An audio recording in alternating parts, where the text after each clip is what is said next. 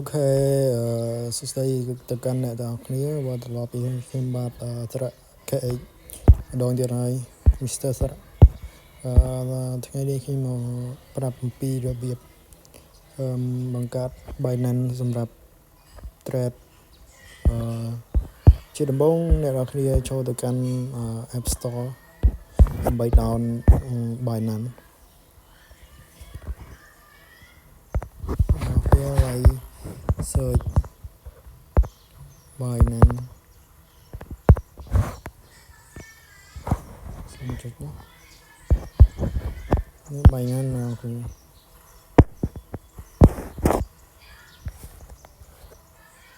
តើមកអ្នកគ្នាចូលទៅកាន់ Binance ដើម្បីបង្កើត account Binance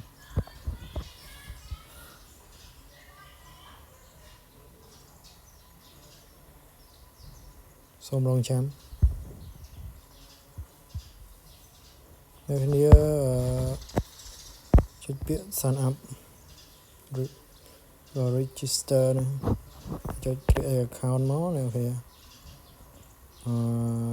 អ្នកគ្នាវាយ email ក៏បានឬក៏ continue with Google ជាងភ្ជាប់ជាមួយ Google តែម្ដងទៅយើងជ្រើសរើស Gmail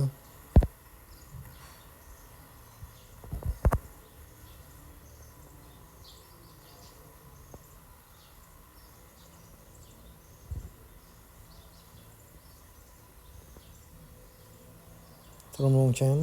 ដោយសារអ៊ីនធឺណិត slow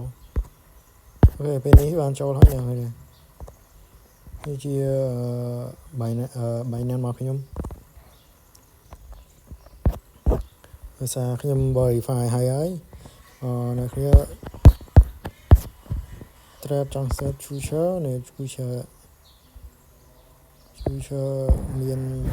ថត BTC នេះគុណជាភាគរយឬក៏ជា coin តែម្ដងសម្រាប់ sport my sport hold ទៅក៏បានដែរអ្នកគ្នាតែក្នុង sport វាអត់ទៅ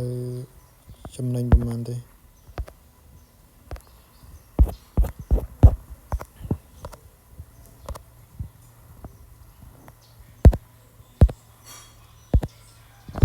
future trading ដោយសារតែខ្ញុំមិនទាន់បានដាក់លុយទេណាគ្នាអូខេ